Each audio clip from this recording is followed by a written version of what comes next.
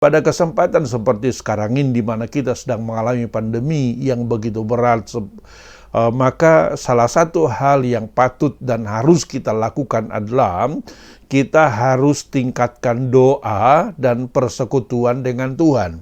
Kenapa? Karena kalau kita berdoa dan bersekutu dengan Tuhan, maka kita pasti akan mengalami kemenangan yang luar biasa. Itulah yang kita lihat juga yang dialami oleh gereja sepanjang zaman, Bapak Ibu sekalian, di mana ketika mereka sedang mengalami masalah, persoalan, tantangan, dan pergumulan, mereka datang kepada Tuhan dan berdoa, maka Tuhan luputkan mereka dari situasi dan kondisi yang sangat berat yang menekan mereka. Nah, hari ini Bapak Ibu sekalian, saya ingin kita belajar bersama-sama tentang doa dari seorang bapak rohani kepada anak rohaninya serta jemaat yang dilayaninya, yang akan membawa kemenangan, membawa jalan keluar, serta membawa perkara-perkara yang besar dalam kehidupan mereka. Karena itu hari ini saya ajak kita sekalian membuka Alkitab yang saya ambil dari Efesus pasalnya yang ketiga, ayatnya yang ke-14 sampai dengan ayatnya yang ke-21.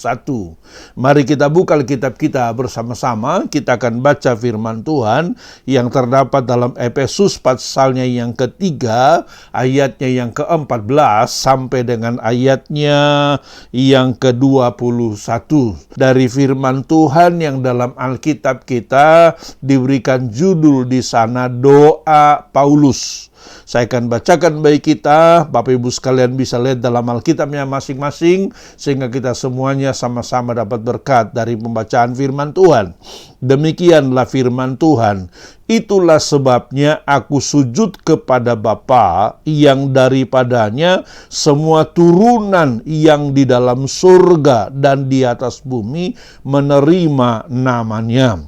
Aku berdoa supaya Ia menurut kekayaan kemuliaannya menguatkan dan meneguhkan kamu oleh Roh-Nya di dalam batinmu, sehingga oleh imanmu Kristus diam di dalam hatimu dan kamu berakar serta berdasar di dalam kasih. Aku berdoa supaya kamu bersama-sama dengan segala orang kudus dapat memahami betapa lebarnya dan panjangnya dan tingginya dan dalamnya kasih Kristus, dan dapat mengenal kasih itu sekalipun ia melampaui segala pengetahuan.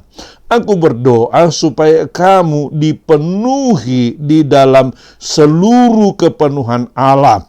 Bagi Dialah yang dapat melakukan jauh lebih banyak daripada yang kita doakan atau pikirkan, seperti yang ternyata dari kuasa yang bekerja di dalam kita. Bagi Dialah kemuliaan di dalam jemaat dan di dalam Kristus Yesus, turun-temurun sampai selama-lamanya. Amin.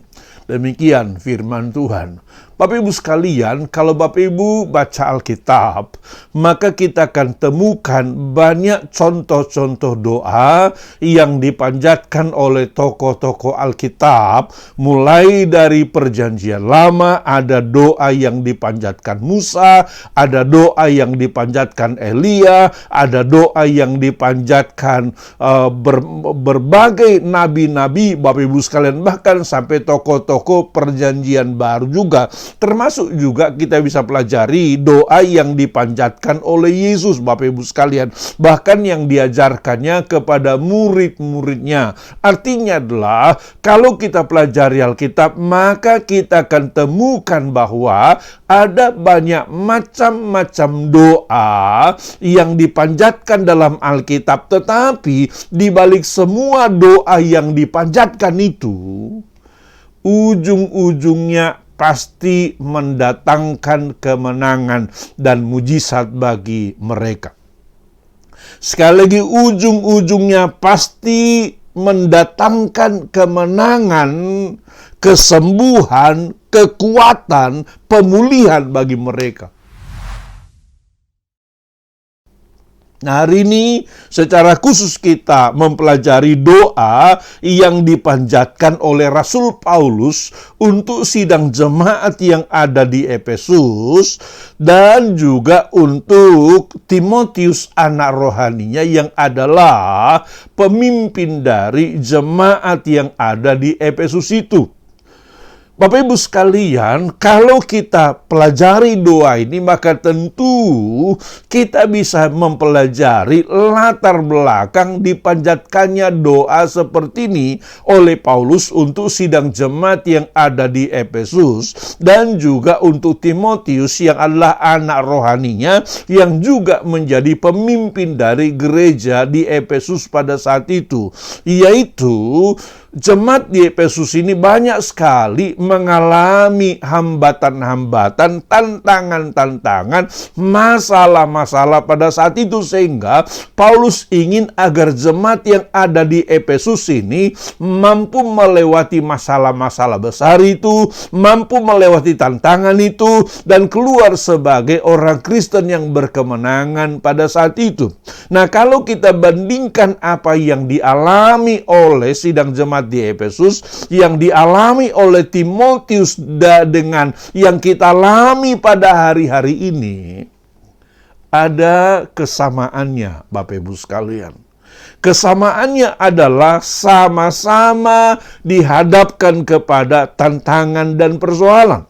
Bila pada saat itu Paulus dan jemaat di Efesus menghadapi tantangan-tantangan khususnya dari orang-orang sekitar yang menekan mereka pada saat itu, maka hari ini kita juga sedang menghadapi masalah, yaitu pandemi yang sedang kita jalani selama 1 tahun lebih ini. Tentu pandemi ini telah membuat kita semuanya mengalami banyak kesulitan karena kita tidak bisa bebas beraktivitas, tidak bisa bebas berusaha, tidak bisa bebas bekerja. Pasti ini berdampak kepada katakanlah finansial kita, kegiatan kita, dan lain sebagainya, Bapak Ibu sekalian. Nah, karena itu saya melihat bahwa doa yang dipanjatkan Paulus untuk sidang jemaat yang ada di Efesus ini relevan dengan doa yang harus kita panjatkan pada hari-hari ini. Kenapa? Karena doa ini adalah doa meminta kemenangan dan kekuatan. Doa meminta kekuatan dan kemenangan. Lihat Bapak Ibu sekalian, Paulus berdoa di sana, dia katakan begini, aku berdoa, ayatnya yang ke-16, supaya ia menurut kekayaan kemuliaannya menguatkan dan meneguhkan kamu oleh rohnya di dalam batinmu, sehingga oleh imanmu Kristus diam di dalam hatimu dan kamu berakar serta berdasar di dalam kasih. Karena itu tema khotbah hari ini yang akan saya sampaikan kepada kita, saya beri judul doa untuk mendapatkan kekuatan. Doa untuk mendapatkan kekuatan. Saudara, saya mau katakan kepada kita bahwa doa yang saudara panjatkan setiap hari, setiap waktu, setiap saat, itu pasti akan mendatangkan kekuatan bagi saudara. Itu pasti akan mendatangkan kekuatan bagi saudara.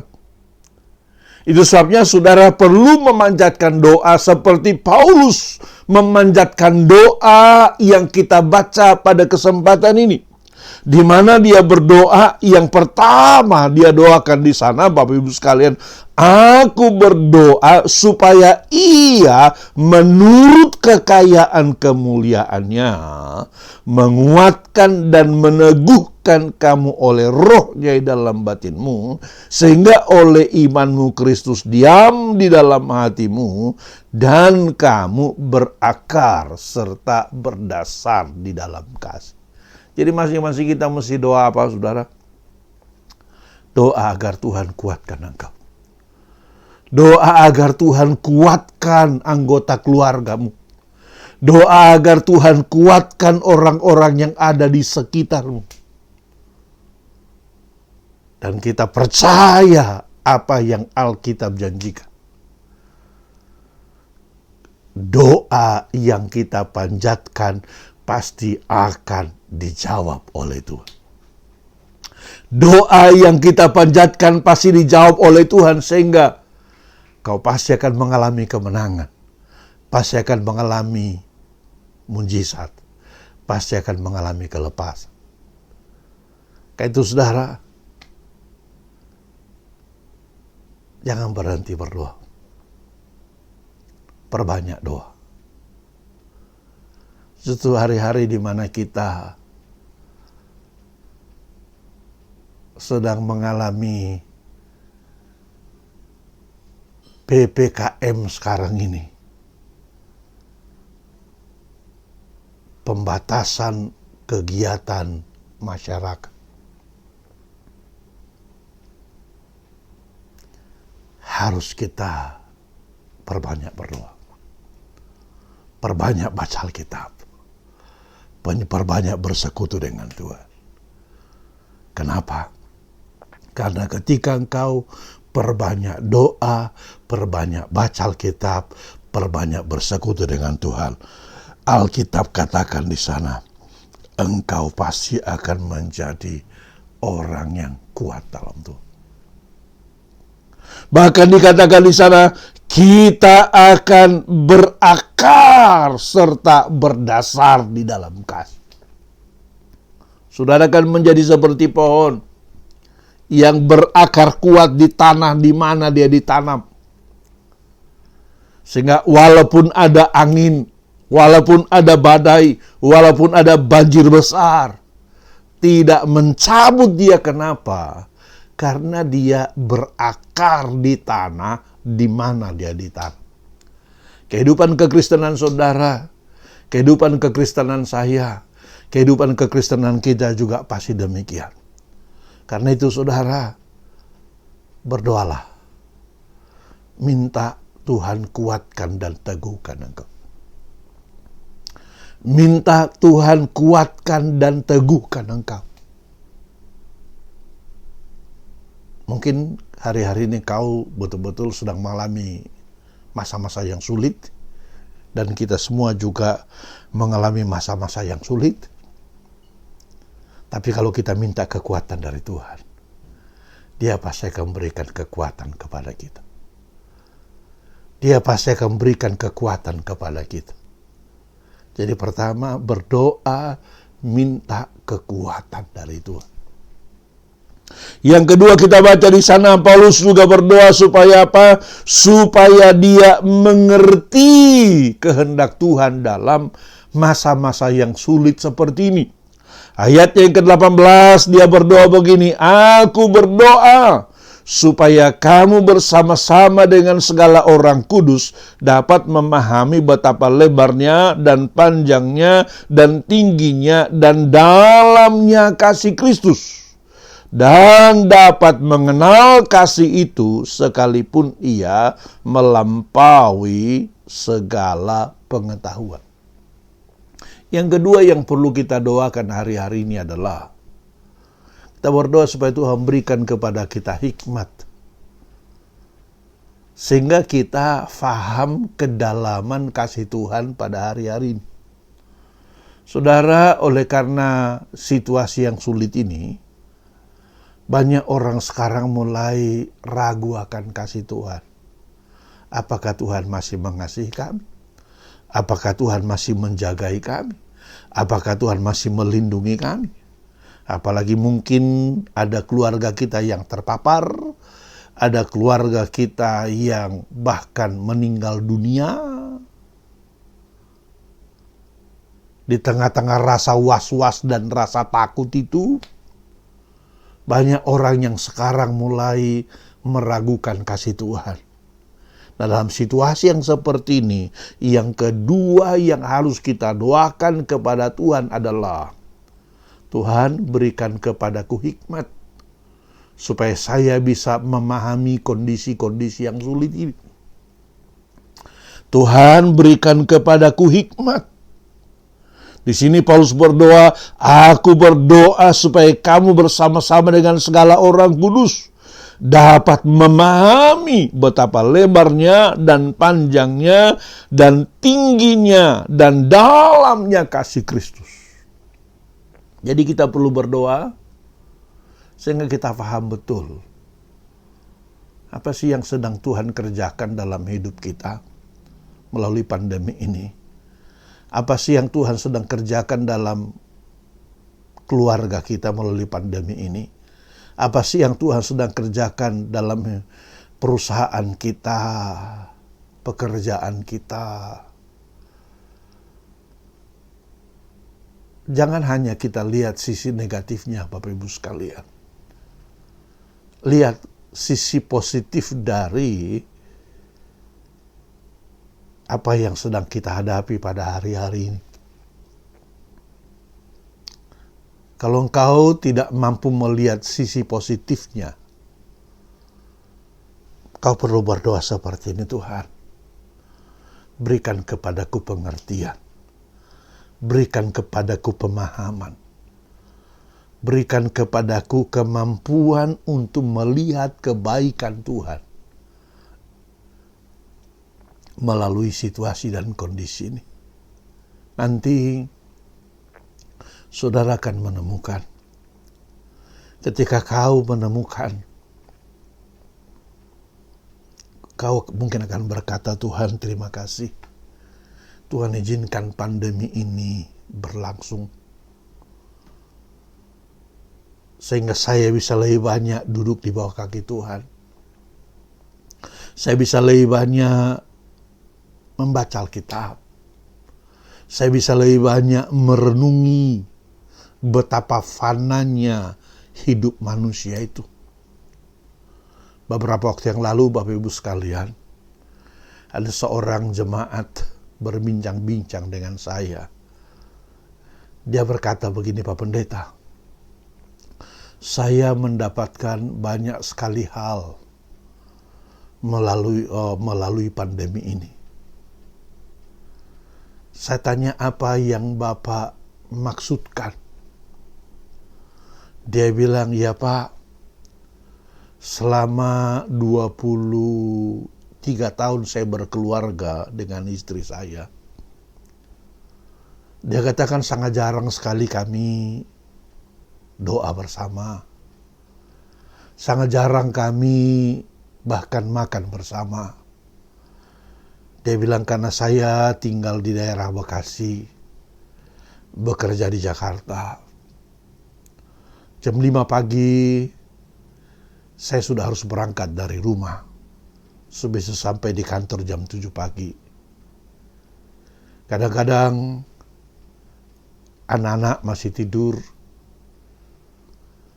Istri siap atau sibuk mempersiapkan keperluan saya untuk berangkat kerja, juga mempersiapkan kebutuhan anak-anak yang akan bangun jam 6 pagi, sarapan dan pergi ke sekolah. Sementara sore hari saya baru sampai di rumah, kadang jam 7, kadang jam 9. Dalam kondisi tubuh yang sudah sangat kecapean, biasanya saya langsung mandi, kemudian makan, lalu saya sudah itu langsung tidur. Karena mengingat besok pagi harus bangun pagi lagi untuk bekerja. Begitulah rutinitas kegiatan saya selama 23 tahun ini. Sehingga kadang-kadang hubungan dengan istri hanya formalitas saja. Hubungan dengan anak-anak juga hanya formalitas saja. Tetapi selama pandemi ini, kata si bapak ini, oleh karena saya bekerja hanya 3 kali seminggu, 3 kali di rumah, karena kantor mewajibkan bergantian. Maka saat-saat ini, kata beliau, saya justru bisa banyak berdoa dengan istri, banyak berdoa dengan anak-anak, banyak memperhatikan anak-anak, banyak menyampaikan nilai-nilai kepada anak-anak, yang barangkali selama ini mereka tidak dapatkan. Dan saya melihat ada keintiman dalam keluarga kami, ada keakraban dalam keluarga kami. Bahkan juga kualitas kerohanian kami juga meningkat. Walaupun oleh karena pandemi ini kami tidak pergi beribadah ke gereja, hanya beribadah melalui online. Tetapi pandemi ini ternyata membuat kualitas kerohanian kami, kualitas keluarga kami, kualitas keintiman kami meningkat. Saudara, saya mau katakan kepada kita, mungkin kita belum menemukan kebaikan yang kita dapat melalui pandemi ini. Tetapi di balik situasi yang sulit ini, pasti ada maksud Tuhan. Kalau saudara belum menemukannya, berdoalah seperti doa yang Paulus panjatkan ini. Aku berdoa, katakan, supaya aku dan keluargaku dapat memahami betapa lebarnya dan panjangnya dan tingginya dan dalamnya kasih Kristus di tengah-tengah pandemi ini. Nanti kau akan menemukannya. Nanti kau akan mensyukuri anugerah Tuhan yang luar biasa. Kasih Tuhan yang luar biasa dinyatakan bagi saudara. Itulah yang akan membuat kita mengalami kemenangan-kemenangan yang luar biasa. Itulah yang menjadi sumber penghiburan dan sukacita kita sehingga kita mampu melewati pandemi ini. Bahkan mendapatkan hal-hal yang positif. Kenapa? Karena kita telah mendapatkan hikmat dari Tuhan sehingga kita mengerti apa yang Tuhan sedang lakukan. Kita mengerti apa yang Tuhan sedang kerjakan. Itu yang kedua yang kita pelajari dari doa yang dipanjatkan oleh Paulus ini. Lalu yang ketiga, Bapak Ibu sekalian, masih dalam ayat yang ke-19. Paulus berdoa begini, aku berdoa supaya kamu dipenuhi dalam seluruh kepenuhan Allah. Kita juga harus berdoa supaya apa? Supaya kita semuanya dipenuhi dalam segala kepenuhan Allah. Apa artinya ini? Artinya adalah kita perlu berdoa supaya kita makin utuh, makin dewasa, makin kuat, makin kokoh. Karena hanya dengan kedewasaanlah kita bisa menerima apa yang tidak bisa kita terima sebelumnya. Saudara, setiap kita pasti memiliki harapan-harapan dalam hidup. Pasti kita memiliki cita-cita dalam hidup.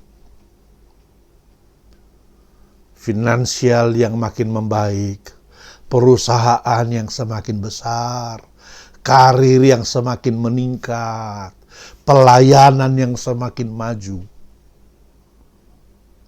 Tentu itu semuanya adalah harapan-harapan yang sangat baik.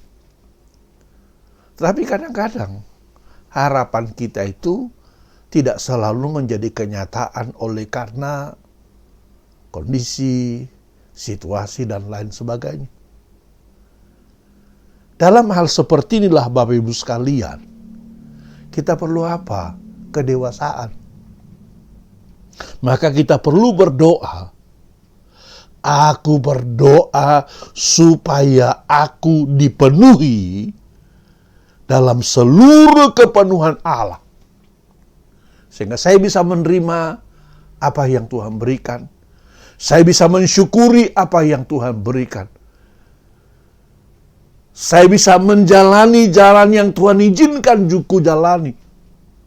Walaupun jalan itu tidak sesuai dengan harapanku. Walaupun jalan itu tidak sesuai dengan apa yang kupikirkan sebelumnya. Kalau saya harus menjalani jalan yang sulit ini, saya akan menjalani dengan sebuah keyakinan bahwa Tuhan pasti akan memberikan kekuatan dan kemampuan. Bukankah kita ingat firman Tuhan berkata, Allah tidak pernah mengizinkan persoalan dalam hidup kita melebihi kemampuan kita. Mungkin hari-hari ini kau merasa ini sangat berat. Ya, memang berat. Tapi dengar baik-baik. Tuhan tidak pernah mengizinkan persoalan melewati hidup saudara melebihi kekuatan. Makanya hari ini, bahkan hari-hari ini ke depan, perbanyaklah doa. Perbanyak bersekutu dengan Tuhan. Bangun keintiman dengan Tuhan. Sadar, kita tidak bisa melewati dengan kekuatan kita sendiri. Kita tidak bisa melewati ini dengan kepintaran kita. Fakta-fakta di lapangan kita lihat. Para dokter meninggal. Padahal mereka jago dalam ilmu kesehatan. Orang yang memiliki uang yang banyak, yang bisa membayar rumah sakit mahal, meninggal. Ini semua menyadarkan kita bahwa kita tidak bisa melewati dengan kekuatan kita. Tapi bersama Tuhan, kita pasti akan lewati. Bersama Tuhan, kita pasti akan lewati. Datang kepada Tuhan. Datang kepada Tuhan. Dia pasti akan berikan jalan keluar dan kemenangan bagi saudara. Pada kesempatan ini, saya ajak kita berdoa. Ajak kita berdoa.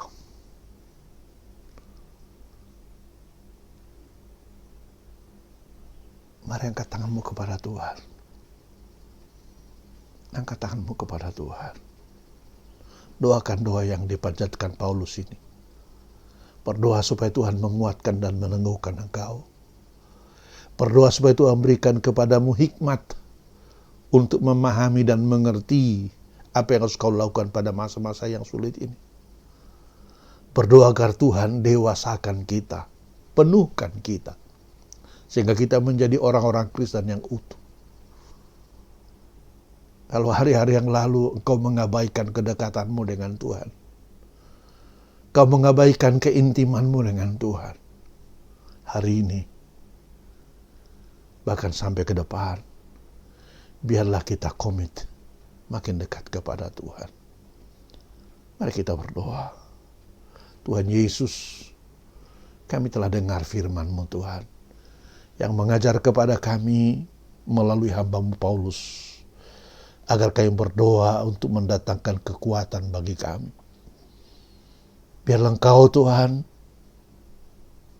menguatkan dan meneguhkan kami. Memberikan hikmat kepada kami. Mendewasakan kami. Sehingga apapun tantangan ini, apapun masalah ini, tidak membuat kami lemah. Tapi kami makin kuat, makin teguh dalam Tuhan. Dalam nama Yesus Kristus, jamah umat-Mu yang sedang lemah, jamah umat-Mu yang sedang tawar hati, jamah umat-Mu yang sedang susah, jamah umat-Mu yang sedang mengalami kesulitan, baik kesulitan kesehatan, kesulitan finansial, bahkan kesulitan apa saja, jawab mereka Tuhan.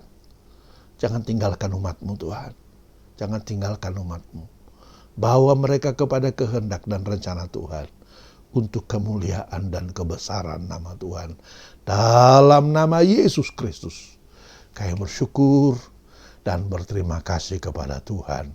Haleluya. Sama-sama kita katakan, amin, amin, amin. Tuhan berkati. Shalom.